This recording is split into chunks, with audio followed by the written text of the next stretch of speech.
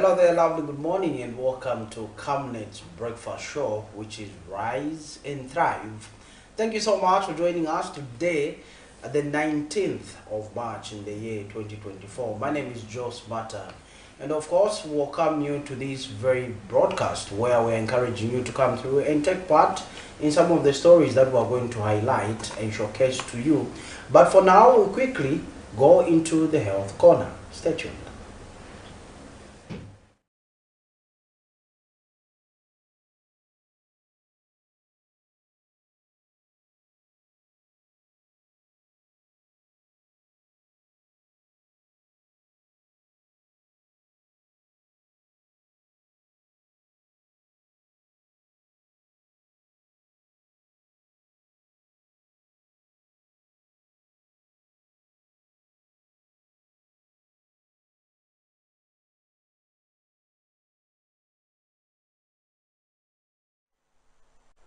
Good morning and welcome to the Health Corner here on the Breakfast Show. I am Dr. Nakobiana Mufaya. So this week we are talking about depression. And yesterday we said that depression is a mental condition that is characterized as a mood disorder that affects the way somebody feels and the way that they react to their environment. So depression can be caused by several factors. Most of these are people who might have had personal traumatic experience in the past, and also people who abuse alcohol, people who have chronic illnesses can also be at risk of having depression. So what really causes depression? What really happens to somebody who has depression? So usually our bodies produce certain chemicals in the body or in the brain that help to transmit information. And if you are lacking in these chemicals, or which we call the neurotransmitters, such as serotonin, dopamine, these chemicals, if they are lacking in the body or if they are not in good amount or in sufficient amounts, then they can result in somebody having depression. Then also, apart from having low of these neurotransmitters, you can also have hormonal issues, such as people who have just delivered and they're having postpartum depression. So when when you have just delivered in your postpartum period, it's possible that your hormones might be fluctuating, and so because of that hormonal imbalance, you might end up having depression.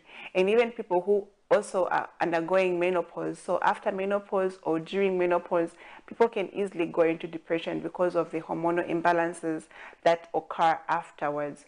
Then also people who have thyroid conditions, the thyroid gland produces certain hormones, and if these hormones are not in good amount or in the correct amount in the body, they can result in depression. So apart from the neurotransmitters and the hormones, one of the other causes of depression is that it can be inherited. So you might find that somebody who has depression might have family history of depression where a parent had depression or a sibling had depression or even a grandparent or somebody in the family who has depression. So it can be inherited, and even though it's not exactly understood how or which genes exactly transmit this condition of depression, but it has also been shown that there are some familial traits that can occur in certain families where people get depression or have depression. So these are some of the causes of depression and some of the risk factors as well that we mentioned about yesterday. So today we're talking about the causes of depression, and we say that people who have depression usually have a low of chemicals in the brain that transmit information that we call the neurotransmitters. So these neurotransmitters such as serotonin and dopamine, if they are not enough in the brain, they can cause someone to have depression. And also we say that hormones play a role in some people to make them have depression. So if you have just delivered a baby and you're in your postpartum period, you can easily go into depression if your hormones are not yet balanced. And even people who are going through menopause or who have thyroid issues can have depression as well. Then also family members who have had depression before can pass on that depression to their children or to other family members in their family. So it can be inherited. So these are some of the things that we need to understand about depression or people who have depression. And if you know somebody who has depression, it's important that you look out for certain symptoms in them to be able to help them and take them quickly to the hospital so that they can get treatment and they can get therapy and get help, because it's possible for people to come out of this condition and just live normal lives as well. Otherwise, people who have depression can really have suicidal tendencies, so it's important that they get professional help as quickly as possible before they can harm themselves or do harm to any other person. So tomorrow, make sure you watch, as we are going to be talking about some of the signs and symptoms of people who have depression. And if you missed any episodes here on The Breakfast Show or The Health Corner, you can check out my YouTube channel, which is Dr. Nakubiana Mfaya on YouTube. And if you have any questions, you can reach out to me at on Facebook at Dr. Nakubiana Mfaya. So I'll see you next time. Stay blessed and stay healthy. Take care of yourselves.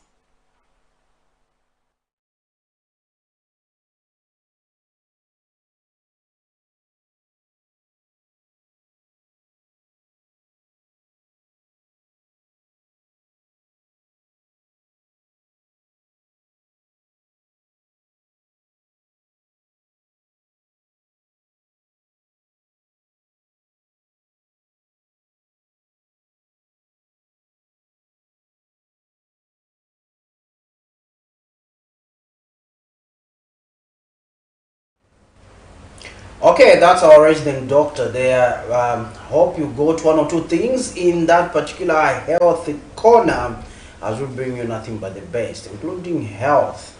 So I hope you got one or two things this morning. Remember, it is a Tuesday, and this is Camnet Breakfast Show, where we urge you to rise and thrive this particular morning. Nelson joins me on the other side, and he takes you through the money markets. Nelson, good morning. Good morning, Joe. And I was just looking at the topic there, causes of depression. To some extent, I think this is a trend that we've seen within Zambian society, where now a lot of people, even at a tender age, you're being told you've got high blood pressure, and it all starts from there and it piles up. True. Hopefully you're also having a great morning. For me, that was a very insightful topic, and hopefully our viewers out there also were able to pick out one or two things. Yeah, I'm having a great morning. I'm calling it a terrific Tuesday. Remember, it's Tuesday. Choose you, so I'm choosing myself. Anyway, it's a terrific Tuesday in Joe's Matters Word. Let's get to look at the money market, and we also get to understand how the kwacha is performing against major convertibles. There you have it on your screen. The United States dollar buying at 25 kwacha 0.27 ngwe and selling at 25 kwacha 0.77 ngwe. The euro is buying at 27 kwacha 0.52 ngwe and selling at 28 kwacha 0.06 ngwe. The South African rand is buying at 1 kwacha 0.34 ngwe and selling at 1 kwacha 0.36 ngwe. The Great British Pound is buying at 32 kwacha 0.18 ngwe and selling at 32 kwacha 0.82 ngwe. The update is at exactly 7:48. And remember that these notes, they vary from bank to bank, and one of the key things or key factors that one might be looking at this morning is the relationship between the dollar and the kwacha. There you have it. It seems there's an increase now from 23 somewhere. They were reached a point where we were 23 and 24, but we're able to see that the dollar now is at 25 kwacha 0.77 ngwe. It's still not stable, and this is what is warranting calls from different stakeholders, Nelson, to make sure that something is done, a lasting solution is put in place to make sure that the kwacha against the dollar or other major convertible currencies stops being unstable, Nelson. And we have seen this for quite some time now, even at the backdrop, coming against the backdrop of pledges of over 60 million United States dollars being pledged. But we're not seeing much change when it comes to our kwacha against major convertible currencies. And also remember, Zambia was given some money. I just want to get the exact figure. Is it 100 million? Yes, injected into Zambia's economy. And this in itself, Nelson, we expect, in fact, it's the World Bank. World Bank approves $100 million grant for Zambia. Now, that's the latest grant that has been given to Zambia. And we understand for a fact, Nelson, that a grant is money that you're not supposed to pay back. And obviously, other stakeholders would want this money to be used prudently. And make sure that it's used for the intended purpose. And we do understand that the Ministry of Finance and National Planning has disclosed that the World Bank has approved 100 million United States dollars, Nelson, a grant for phase 1 of the Zambian National Energy Advancement and Transformation. So this money is supposed to be channeled into the energy sector, Nelson. And the question that arises is, are we going to see let's say right now we have the 8-hour load shedding schedule. Are we going to see it being reduced? These are some of the questions that citizens have, and these are some of the answers to the questions that citizens have that the ministry and government as a whole need to answer if this money, $100 million, is pumped into the energy sector. What's its use? We want to see a trickle-down effect where that Babaman in Kalingalinga, Nelson, begins to make money and is not disturbed because there's no power. That salon owner in Baulen, Nelson, begins to make money because her salon is not being disturbed. That metal fabricator who's trading along Ali Kinkata Road, Nelson, makes sure that it's not being disturbed by the disruption of power supply through the 8-hour load shedding schedule. So when we talk about the 100 million being given by the World Bank to Zambia, Nelson, in the energy sector, can we see it trickling down to the local citizens, ordinary citizens? Can they feel the effect, Nelson? And you do know for a fact, Nelson, that if the kwacha is not trading fairly, obviously the impact will be felt by the ordinary Zambian citizen, Nelson. So this could be some of the concerns that are coming from members of the public. Definitely, those could be one of the concerns that I like the fact that you brought in the issue of the 100 million grant that was given. And last night, we saw also some changes in as far as that the Ministry of Finance and National Planning is concerned, where we saw Republican President Hakainde Hichilema terminating the contract of Mr. Kennedy Musonda, who is Accountant General, and Mr. Chibwenebat Mulonga as Controller of Internal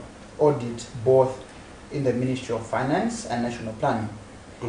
And we also saw changes at Permanent Secretary level, where we saw Mr. Greenbozy, who was Permanent Secretary in the Ministry of Agriculture Technical Services, also the contracts, as well as Mrs. Tandiwe Daka Oteng as Permanent Secretary Administration in the Ministry of Justice, with immediate effect their contracts being terminated.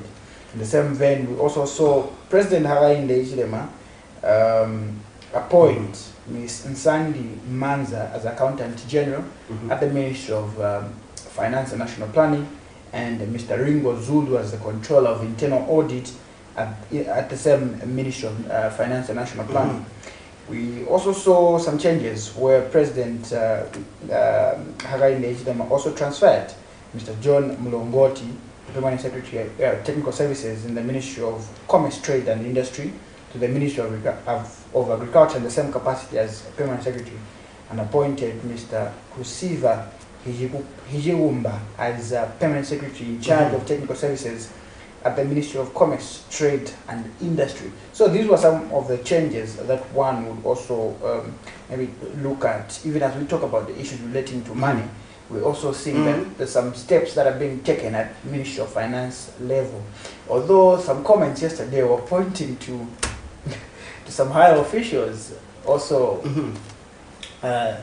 calling for them to actually up their game. But I was like, okay, let's see how this No, thing goes. but Nelson, 2 years and a half months of the UPND government, or let's say this is their third year. This is their third year.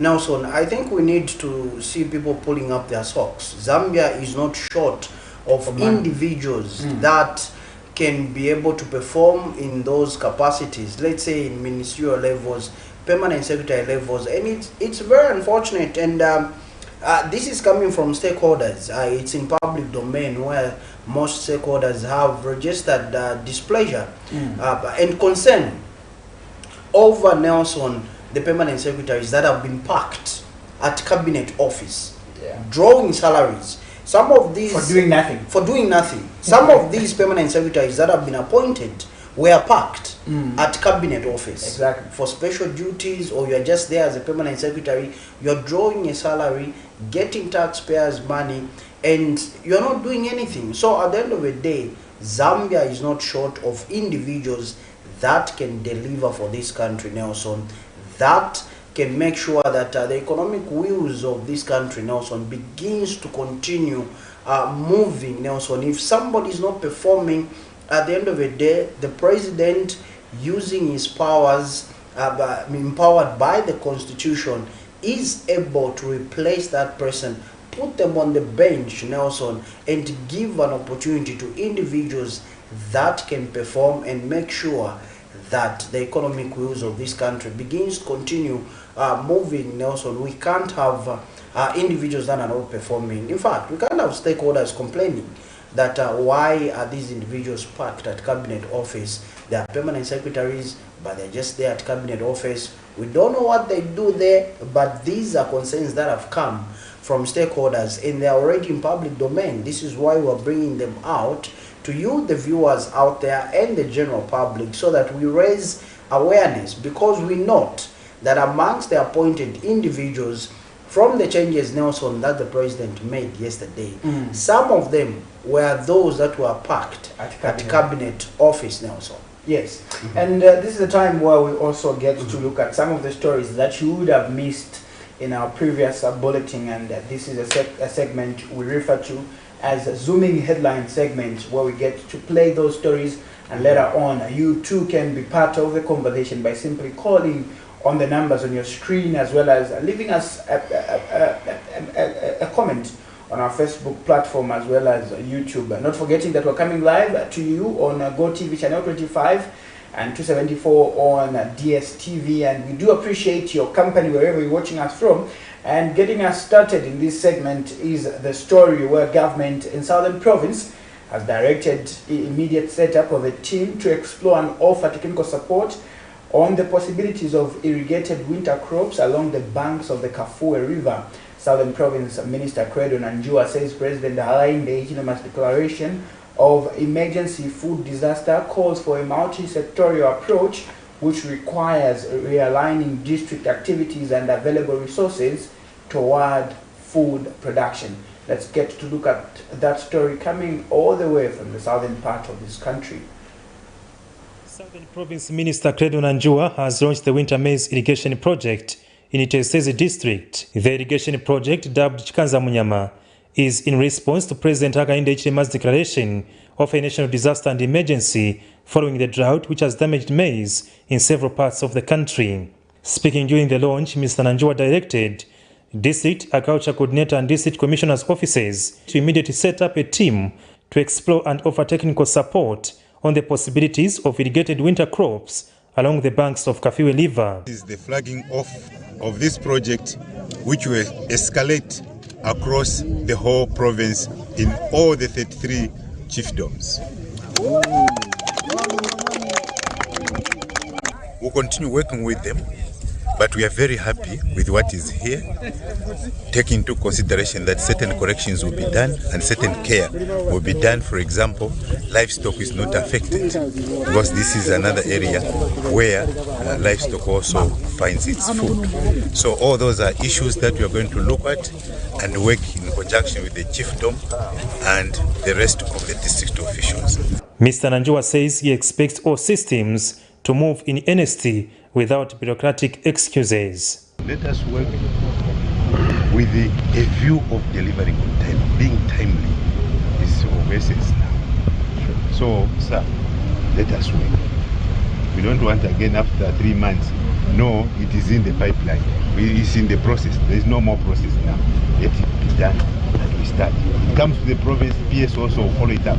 Chief Chikanza Munyama of the Ira-speaking people of Iteseze district has since set aside 287 hectares for the project. Now, in the meantime, we are going to use what we have.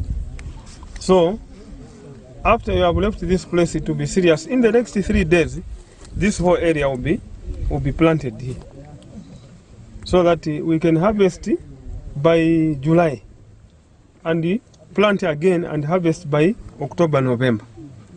So that is the vision here. The seed which we are going to use is medium maturity.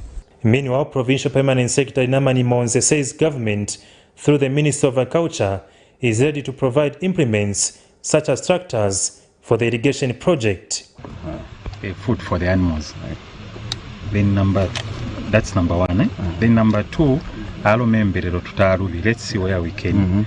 Then in terms of when it comes to technology, as soon as you give us the hectareage, then it becomes easy to start deciding, do we hunt solar for them? Do we hunt diesel? For Camnet TV News, Afias Kaptula. Thank you so much. That is one of the interesting stories that we're also looking at this morning. And Joe, for the sake of our viewers out there, the land in question where these people are proposing that they should have irrigation activities taking place is over 287 hectares of land along the banks of the Kafue River for irrigation. You can imagine what that really means when it comes to ensuring that the country is food secure amidst the drought situation that we have. Okay, but it is a good thing. It is commendable, and I think that's a way to go. However, I feel we are more of a reactive country as opposed to being proactive.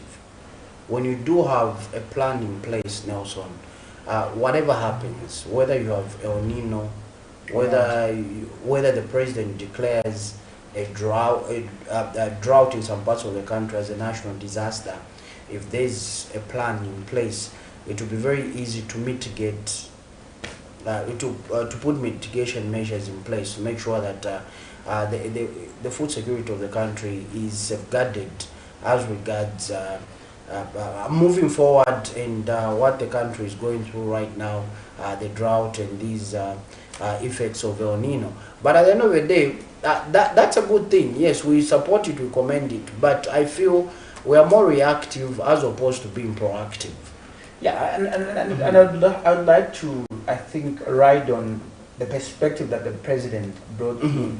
I do remember at some point, it was quoted in some fora where he was indicating that as a country, I think we've got possibilities of growing maize throughout or growing crops throughout. No, look, late President Levi Patrick Mwanawasa brought the concept of winter maize.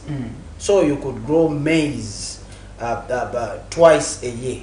You get my point? Because these same challenges, those that were there, these same challenges that this administration faces are similar to those that the Levi Patrick Mwanawasa administration faced, and how they overcame that particular those particular challenges during that particular administration's time. Now, when you start hearing concepts of winter maize, for the millennials, the newcomers, because they are young, for them these are new terms. This is something new for them. But for some of us that have been there, growing up and being embedded in current affairs, you understand that this is not a new term. These are not strange conditions that the country is facing. The country has gone through these challenges before, and Zambia overcame, as it were. So the focus really is on this particular administration. Are they going to deliver?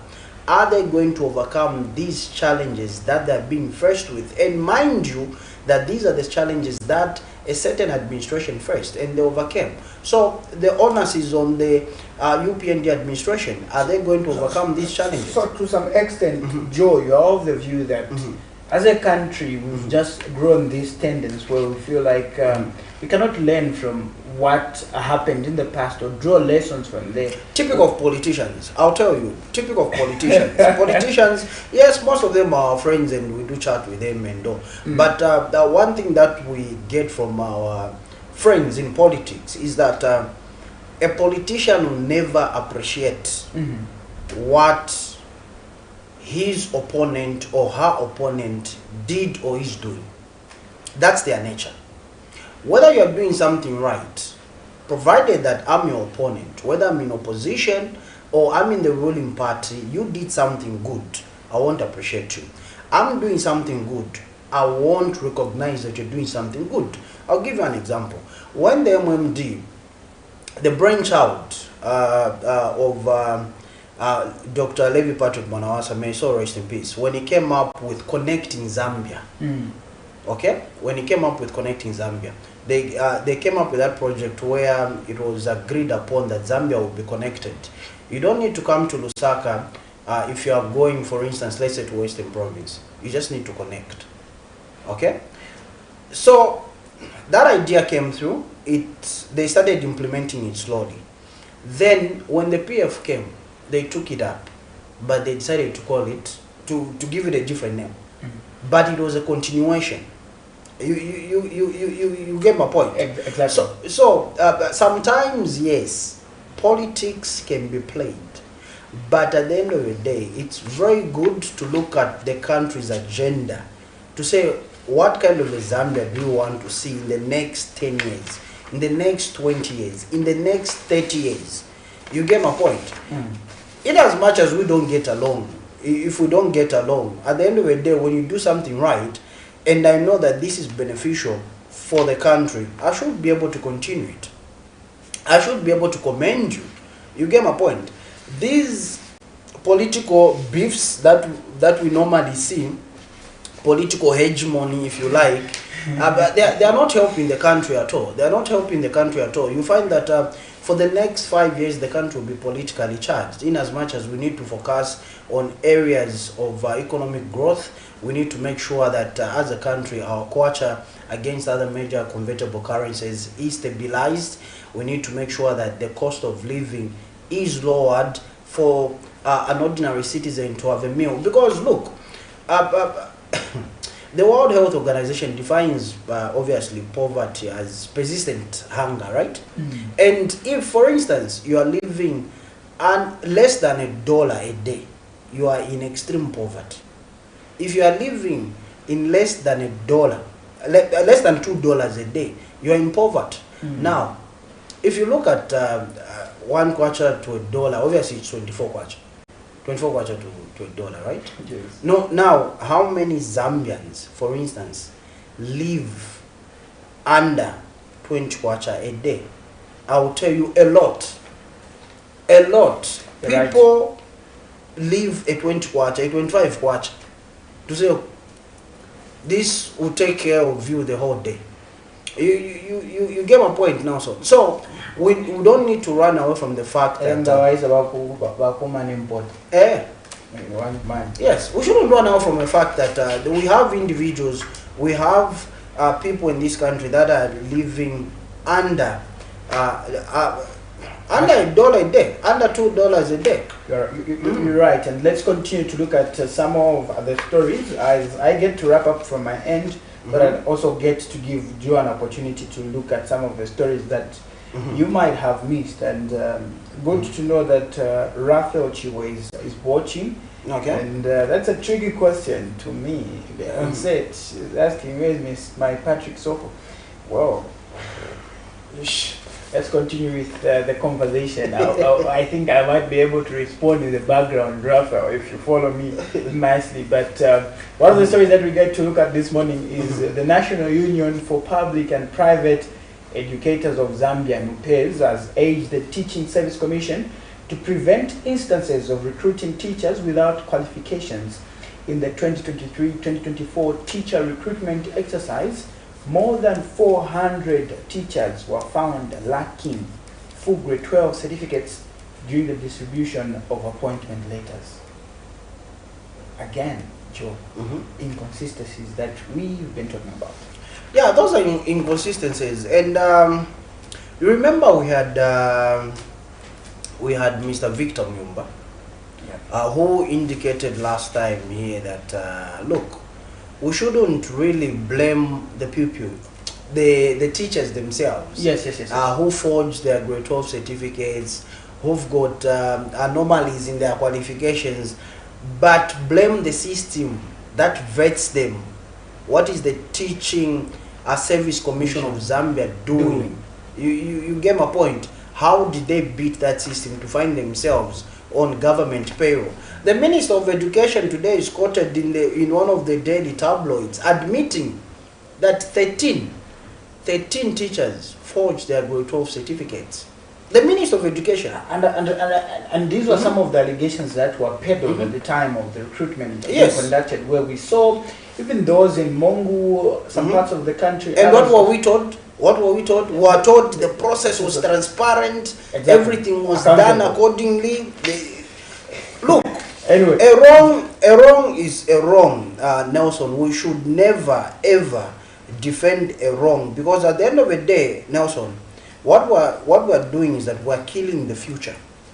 And we're endangering the lives of our children, because I can't imagine the education life of my child being in the hands of a questionable teacher with questionable qualifications. a spade should indeed be a spade and not a big spoon. Let's also get to look at two of the stories that get to sum up from my end, as the Lusaka Magistrate Court has In fact, issued it's 83, 83. not 13. 83 Wow. teachers forged grade 12 certificates in 2018, according to a minister. Now, Minister of Education Douglas Sakalima has revealed that 83 teachers were blacklisted for being in possession of forged grade 12 certificates in 2018. Sakalima says government has no plans to pardon the banned teachers because their punishment serves as a deterrent measure to would-be offenders. Now, he was speaking in Parliament when he revealed this. Yes. He's talking about 2018. But How about those in the 2023-2024? in the 2022-2024 recruitment that have been found with anomalies in their qualifications, that have been found to have forged the grade 12 certificates, that have been found not to have grade 12 certificates, and they've already been put on government payroll, and the response that we got was allow them to write GCE, but let them continue drawing their salary from government, which is taxpayers' money. So if the same measure pressed down, like the Bible says, same measure pressed down was given to those in 2018, let's see the same measure being given to the 2022, 2023, 2024 teachers that were recruited who forged their grade 12 examination, their grade 12 certificates, and who do not have the necessary qualifications. Let them also be banned. You two can also be part of this conversation as we get to delve into the stories that were making headlines in our previous bulletin as of last night. And one of the stories that we just looked at, in case you're joining in, is the fact that the National Union of Public and Private Educators of Zambia, NUPES, has urged the Teaching Commission to prevent instances of recruiting teachers without qualification. In the 2023-2024 teacher recruitment exercise, more than 400 teachers were found lacking full grade 12 certificates during the distribution of appointment letters.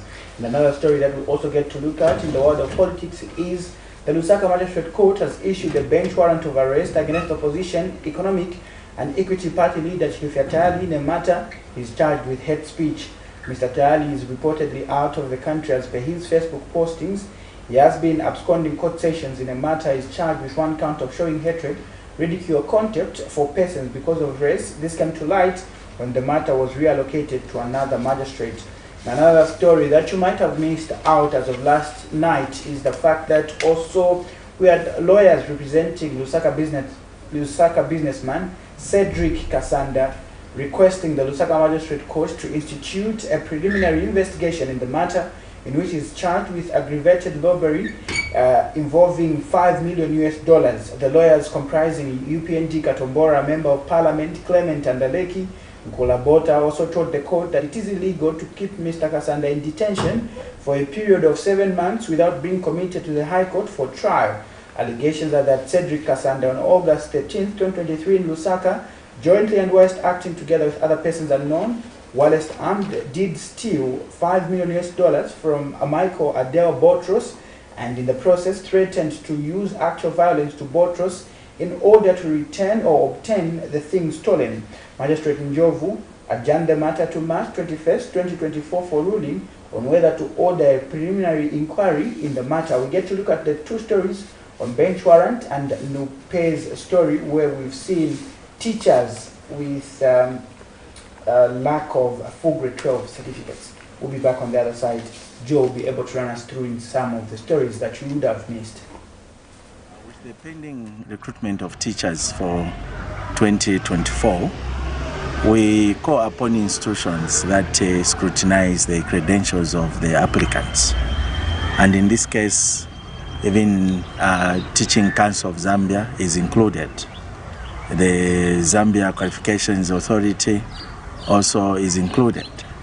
That before these people can apply, they need to be scrutinized. And Teaching Council of Zambia, for instance, is not supposed to give the registration certificate to someone whose credentials haven't been scrutinized. Well, that is what the Teaching Service Commission relies upon. When one produces that, it should be an indication that that person's qualifications are in order. And here we are talking about both academic and professional qualifications. Even as we do this, can we also look at what is happening in the colleges and universities that we have in this country? And we mean both public and private. To what extent are we enrolling these students? Do we follow the minimum qualifications, or we simply relax and tell them whenever you make the 5 O levels, you will be home and dry, just come in and get trained? We need to stop this trend. Outspoken Opposition Economic and Equity Party leader Chilufya Tayali will have to quench the fire at the top of his legal battle as the Lusaka Magistrate Court has issued a bench warrant of arrest for absconding court sessions. The opposition leader, who is reportedly out of the country and vocal with his usual live post on social media, has been slapped with a warrant of arrest for absconding from court sessions in a matter is charged with 1 count of showing hatred, ridicule, or contempt for persons because of race, contrary to Section 70, subsection 1 of the Penal Code, Chapter 87 of the Laws of Zambia. When the matter came up for continuation of trial before Magistrate Mbuyuwana Simvula, the state informed the court that the accused was not present before the court for the second time, prompting them to apply for the accused to be brought on bench warrant to court. Allegations are that Mr. Tayali, on January 26, 2023 in Lusaka, in a live broadcast on his Facebook page, said the words that Bembas were youthful idiots, words expressing or showing hatred, ridicule, or contempt for the Bemba people because of tribe and place of origin. However, due to the absence of the accused, the prosecution applied to have a bench warrant issued against him to have the accused arrested and taken before the court to explain and show cause why he should not be committed to prison for absconding court sessions. Going by his Facebook postings, the now on the wanted list opposition leader is alleged to be out of the country. Meanwhile, Magistrate Simvula adjourned the matter to 27th March 2024 for the return of bench warrant. Nelson Zulu for Camnet News, Lusaka.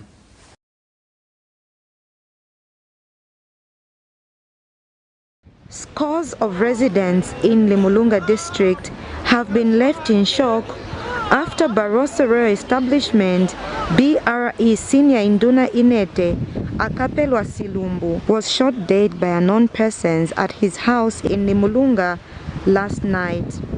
Western Province Police Commissioner David Chileshe has confirmed the incident. In around 22 hours, when he returned, he went to his house after parking the vehicle, and he took some groceries into the house. When he came back now to come and secure the vehicle, That is how he was shot when he had entered the vehicle on the driver's side. And the firearm was found at the back of the vehicle because this is a single cab that he was driving. So the firearm was thrown in the tailgate of the vehicle. We have commenced investigations into the matter, and we will surely bring the culprits to book. An elder brother to the deceased, Tawila Sulumbu, has described his death as horrifying, stating that he was the family breadwinner. A helpful young man,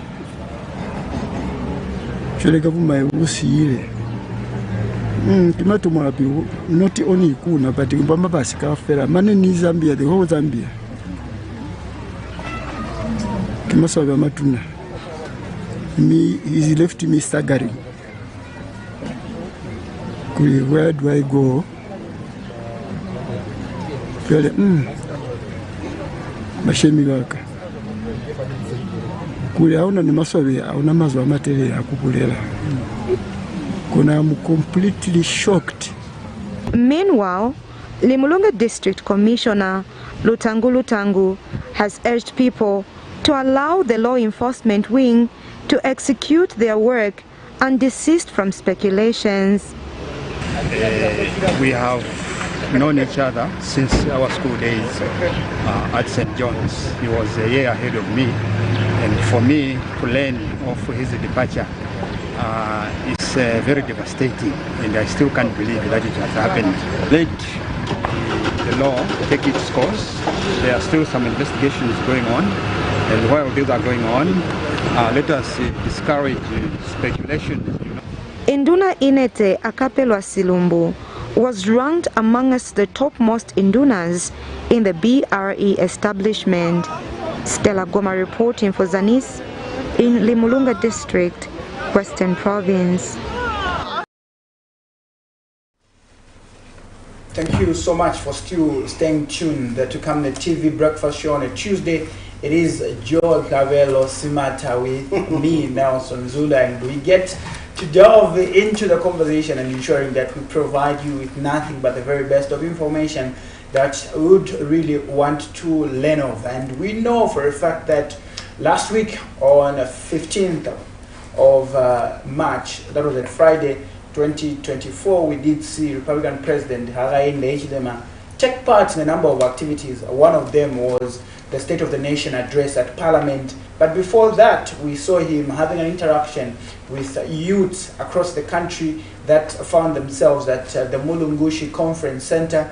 And so to it was also the approval of the national youth policy that will ensure that plight of youths in the country also are looked at, and ensuring that the future is secured, because the members will normally say imichikula empanga, the trees that are growing now are the forests of tomorrow. And to help us delve into this conversation in relation to the youths, as well as some of the challenges or solutions, and as well as expectations that should come out from the youth policy that was recently launched, is Austin Mbewe joining us as a youth advocate, and just to help us echo some of the issues that really need to be looked at in all spheres. Mr. Mbewe, good morning and thank you for joining us. Morning, comrade, and good morning to the viewers up there. Morning, bro. Good morning, Austin. I'm looking at this document, Nelson. Yes. 2024 National Youth Policy. There was even a National Youth Policy Implementation Plan. Yes. Which runs from 2024 to 2028. In case some of the viewers are not privy to this document, it was launched Friday last week. Yes. And it must be online. Can be accessed, I think, through the Ministry of Youth, Sports and Arts, to get also to appreciate some of. You know what? These are really good-looking documents. Really good-looking documents. And look, even before the coming of the UPND, there are already documents that are there on addressing the plight of the young people. But it's good that they've formulated their own and they've made the plan from what's that? 2024 to 2028. 2024, 2028. But let's see if this is going to be implemented. But you, Austin, were part of the National Youth Indaba. First of all, how was it? Let me say, this whole Youth Indaba and the National Youth Police, it's a failed project and it's a white elephant. And I must give a brief background when this issue of National Youth Indaba came about on the scene. This was the PF idea. I remember then Minister was Emmanuel Mwamba. Okay. Yeah. The first Indaba that we had was at Government Complex, and of which I opposed with my colleagues when we went to attend the first Indaba that we had with Emmanuel Mwamba, then Minister, because the thing is that the government always wants to come and address us with what they want. They don't want us to be part and parcel of the process. Of the planning process. Yeah, of the planning process, which, because this is our future, and we should be engaged. We should be engaged at each and every stage. So I attended that Youth Indaba on Friday at Mulungush conference, which was to me was a failed project in the sense that the government went in the closet and drafted this book called National Youth Policy to tell you this policy was not supposed to be a one-day thing. Was supposed to be maybe to take a month to involve all the youths from different walks of life, from all parts of the country, to sit down to actually ask the youths to tell the government what we want, not the government to tell us what they want, because our future can't be bright without us not being part and parcel of the process that decide how our future will be. So the UPND government, they missed out on this one. Okay. Yes. Okay. Now, let me find out from you, Austin. Why are you watering down the efforts of technocrats, the efforts of the Ministry of Youth, Sport and Arts? I can see the two permanent secretaries here and the minister himself. Why are you watering down the efforts of this particular ministry? And these two documents that came up, why are you so negative regarding this particular document? Joe, I'm very much negative about this because the life of the youths, or the plight of the youths, you know, it will continue ongoing if we are not involved in the process of planning how our future will be, and our future can't be bright without involving us. Joe, let me give you this example. Okay. We are youths. We are youths. I mean, we make up 75% of this country, and being the youths, we live in different parts of the country, and for that fact, in the different parts of the country that we live, we have got different interests. For example, if we come to Lusaka, it's a hub of business. When you go to the Copper Belt, it's a mining town. So what the youths of Copper Belt, what they want, is different with what the youths of Lusaka want. Because when you go to Copper Belt, it's a mining town. So you can't assume to say, to Copper Belt, you assume what they want. What they want, for example, in Copper Belt, give them mining license. When we come to Lusaka, give us capital to start business, because Lusaka is what? It's a hub of business. Now a technocrat goes in a closet and plan our future. It can't be bright. That's why I'm so negative about this all national policy, because why am I so that the youths were left out when this whole thing was being planned? Okay. So, Austin, what you're trying to say is that a youth in Munyulunga, in Northwestern Province, their needs and wants are different from a youth in Livingstone, for instance, Southern Province. Western Province as well, their needs are different from a youth in Lusaka. So, do you feel this particular document, these two documents, do you feel there was consultations that took place amongst the youths? Do you feel the ministry consulted widely to come up with these documents? They didn't consult. They didn't consult only when they were coming up with these two documents, because they just like I said, they just went in the closet, drafted what they thought maybe this is what the youths want. You see what I mean? So this was not, the government did not consult the youths on really what they want. You see what I mean? So that's why I'm saying I'm so negative and I'm so vexed and pissed off about this, because we were not given the chance to tell the government what we want, but rather the government just went behind doors and drafted this for us. You see, so our future can't be bright without us not being part of the process. But there's entrepreneurship here. Now. Entrepreneurship, yes. There's but entrepreneurship, empowerment, and job creation. But those are not coming from the youths. You know, the normal process of this whole thing, it must be you call the youths, they come on a round table, they tell you their interest, what they want, not you, the government, to tell the youth what you want, because the government, I mean, the cabinet that we have has got no youth. Look, who is the Minister of Youth? Is someone who is old, and we can't trust the Minister of Youth to decide what our future should be. How about the permanent secretaries? Are they not youth? Those are just the administrators of the ministry. They don't influence anything when it comes to cabinet. What's the definition of a youth in Zambia? Under 15? Under 35. To 35? Oh, no, it's 19 to 35. 19 to 35. Yeah, then 18 going down, it's so your the child. two PSAs are also not youths. I'm not privy to that information. They are above. It is not the aspect of having the permanent secretaries as youths, but it's aspect of those two PSAs calling the youths to sit on a round table, and us now we tell them who are the administrators of our ministry to say vametifuna ife kuno kulusaka ndivi, what you want kumongo ndivi, what you want about ndivi. I like them. I'm so opposing this whole thing based on they didn't had a consultation to say what mufuna vichani mayouths.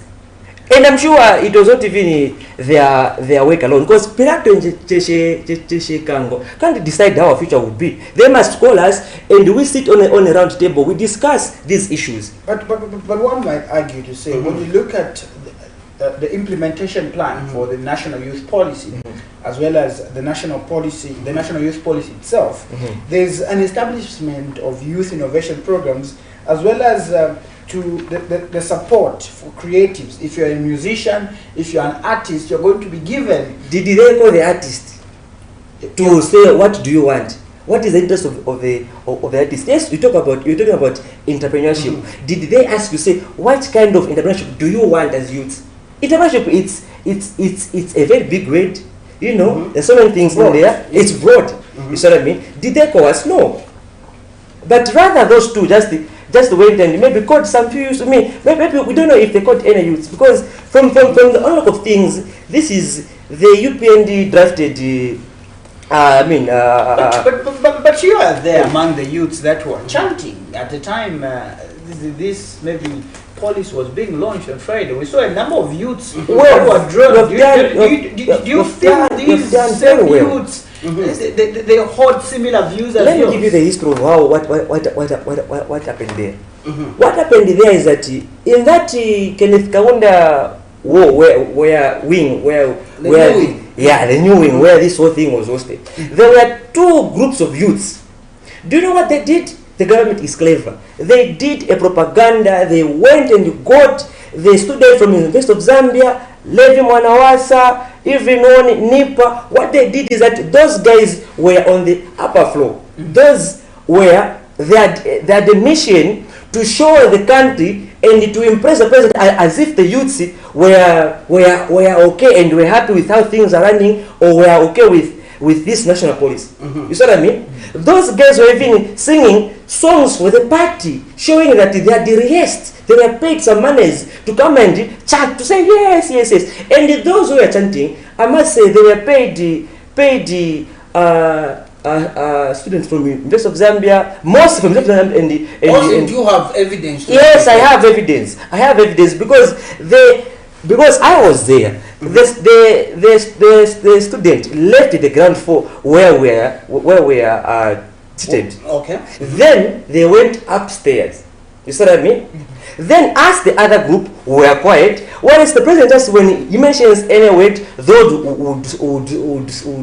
would stand and clap and cheer and I mean to just show the impression that all things are okay. And imagine, I wasn't happy with that in how it was conducted.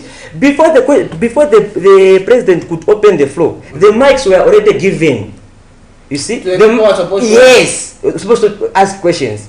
When imagine, mulimu meeting ikakapeno kuyamba wapasodera mic. I mean, who does that? So according to and written questions and those youths they are given written questions to say. I mean, imagine mics already given. Did you ask a question yourself? I wasn't given a chance to ask because the mics were already given to the youths that they chose to what? To I mean those that would ask the president the question because they need to say if this would be an open thing, the youths will lambast the president because they've got so many things that are hitting their hearts. Okay. Yes. Now, son. But you've watered down on these two pieces of legislation that have come at a time when there were calls, especially from youths, that we need a national youth policy, we need the national youth Indaba.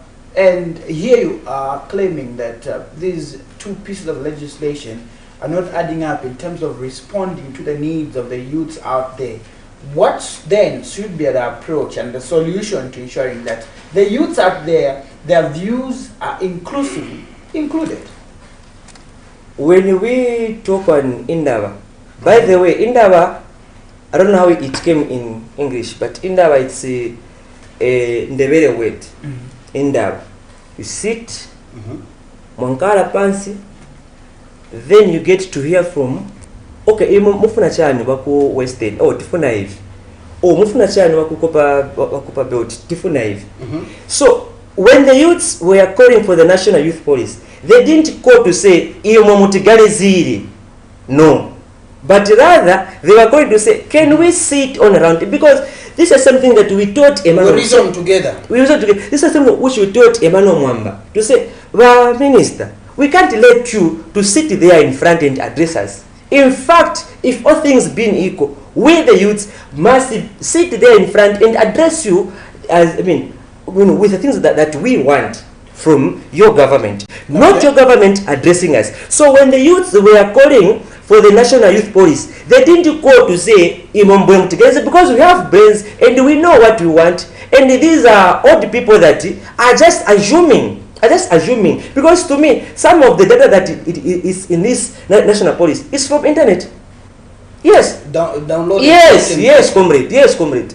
Some of it. Because if this national youth policy, I was called to say, Austin from come and present the youths in Mrs. or in Chitawama, I could go that okay, if you're gonna go Mrs. Kono, we have got a dam. Maybe we can start what fish farming here. You know? That's what we expected to happen before the launch of this. Austin, let me ask you. These two documents, do they answer to the needs of the youths? Let me finish. To the needs of the youths in, for instance, Chawama constituency. After going through this document, these two documents, do they answer to the needs of youths in Chawama constituency? Before we go to the Copper Belt, before we go to Eastern Province, before we go to Western Province, Northwestern Province, Southern Province, Central, do these two documents answer to the needs of youths in Mississippi, in Chawama, in Chubodia, in John Neng, in, for instance, Mandevu? My answer chose to be the same. No, because we are not called to give them what we want. Okay. Do they know? Because the government don't know what we want in Chawama. Okay. The government don't know what the youth of Matero wants.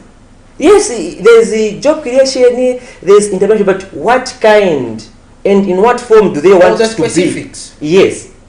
Because this is a national youth policy that talks about how youth have to conduct themselves, or how the government will help the youths to help them to move from point A to point B. And that's what I mean. If the youth, let's say if the youth of Mrs. didn't have jobs, Okay. You know, this now must explain how they are going to create jobs in Misisi or in Chawama. But this does not explain that. And this does not contain any, because it's just English which they wrote, not as in what we want. So the plight of does it reflect what's on the ground? What is currently obtaining on the ground? Do these two documents reflect the current status quo on the ground, Austin? No, it doesn't. No. It doesn't. It doesn't in some step. This national youth policy, it doesn't reflect what is current on the ground, because we were not consulted to say and what's affecting you, because we know what's affecting us, and we know how we can come out from what from what's affecting us. You see? Okay. This document also borders on the aspect of the abuse of substance as well as drugs, which has become rampant to an extent where now the common phrase that even a boy, a girl as little as 4 or 7 know that there's somebody referred to as a junkie. And as part of this policy, they've indicated that they've got plans of ensuring that such issues are curtailed. In your view, you still claim that these are not progressive ideas. Pirato could not explain when you are referring to the permanent secretary? Yes. Of Chama Fume. Okay. Could not explain when he was asked to say, how are we going to handle the issue of drugs? He went like, no, tinapanga maskills center where there's even those that would do rehabilitate you from drugs. He didn't explain exactly, like as in what idea. I mean, how are you going to end this drug abuse? I mean, how are you going to end even the he was asked that question. Yes, he was asked that question. And the president gave him the platform to answer, but he failed to answer, but rather just went off and started what? Motivating us. We didn't go there to be motivated. We went there to find how we are going to run away from poverty, from drug abuse, from everything, but that was not done. Okay. Yes. So this is what I'm saying. This does not address how, I mean, the youth, you know, because even the government themselves failed to explain that as in the clear roadmap of how they're going to end these issues of junk. You know, lero wasapeza aina fuaka youth.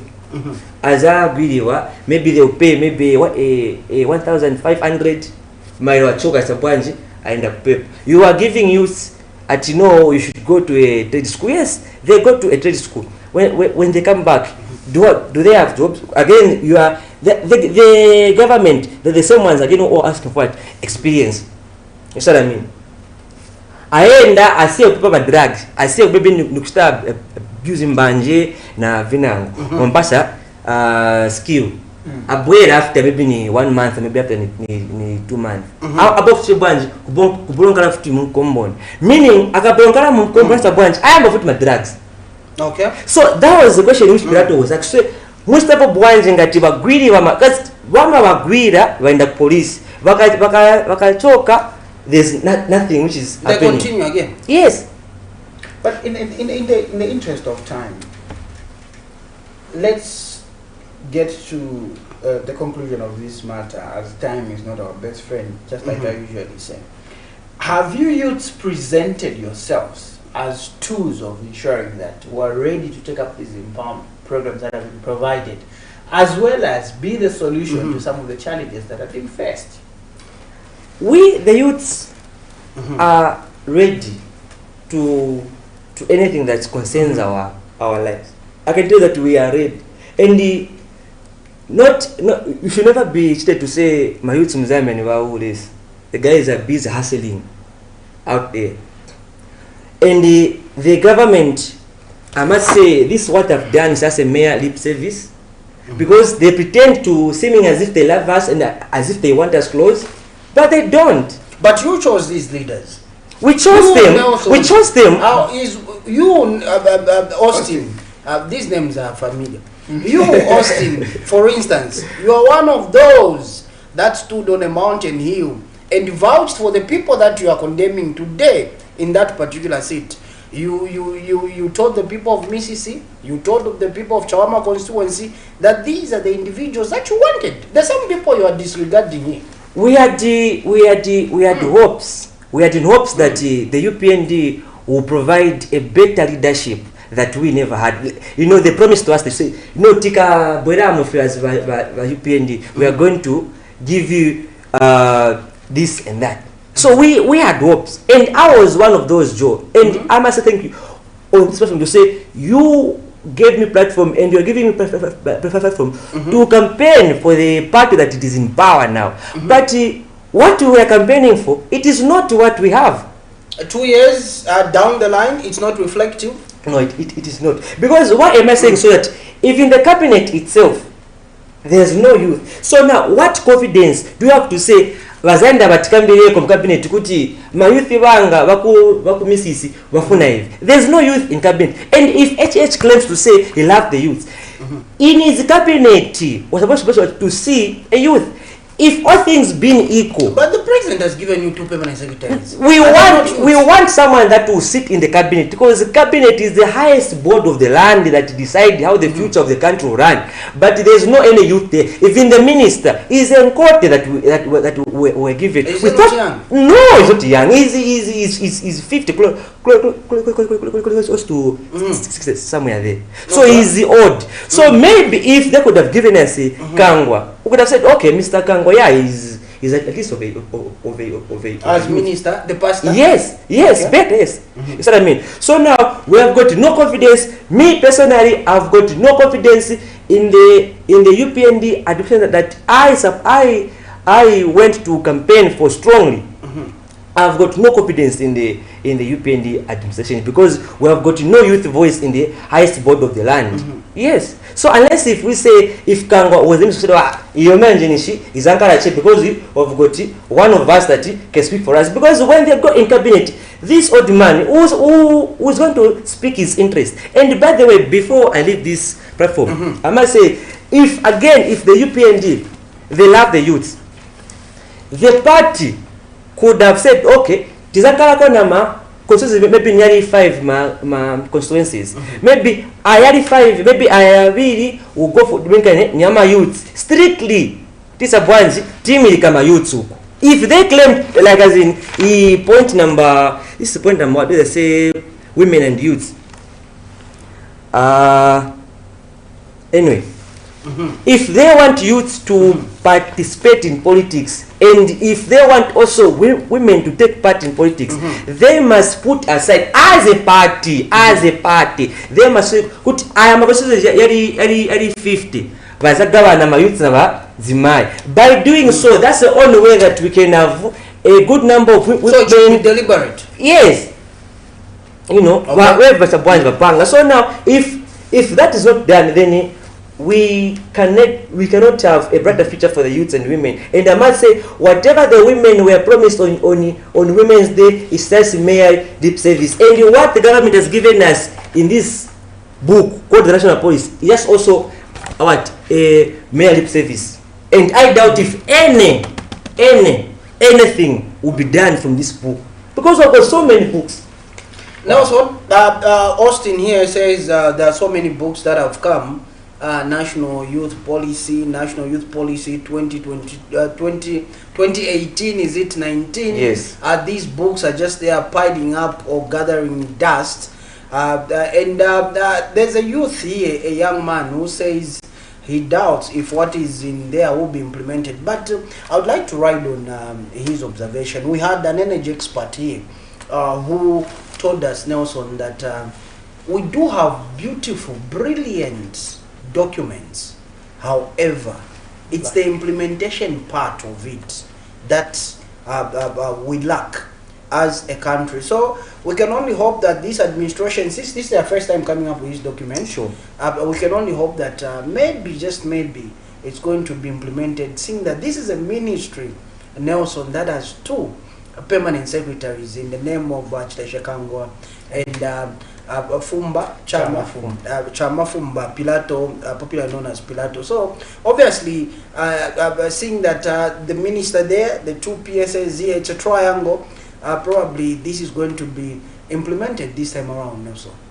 Hopefully, those are some of the sentiments that you too do have out there when it comes to ensuring that the national policy that was launched as of last week, Friday, 15th of March, is going to be implemented, because the implementation plan is to have it from 2024 to 2028. Are you of the view, if you've gone through the document, that this document is representing some of your concerns that you would want to be addressed, or it's not addressing anything, as per Austin Mbewe, the youth advocate who was joining us this morning? We get to also maybe expand on this conversation, as we also get to try or attempt to get word from the Ministry of Youth, Sports and Arts, so that maybe we can have all these concerns that have been raised here also address, in the interest of ensuring that we are at par when it comes to ensuring that information is given in both angles. So, Nelson, as we go, we do have Evaristo Makumba. He says, youths are crying, please empower them. Then Raphael Chibwe says, Austin, you have a point. And Mr. George Malamahi is following from Kabwe, Zambia. Austin, thank you so much. Thank you so much, Austin, and thank you so much to all our followers via Facebook, YouTube, as well as those that are getting us live from Go TV as well as DSTV. We do appreciate your time. It has been Joel Cabello, Simata, and Nelson Zulu. As you get to call it a wrap, be rest assured tomorrow to join the other duo in Miriam Kayemba and Afias Kaptula, as they get to be all positive. And this is where we call it a day. Have a blessed one. Okay.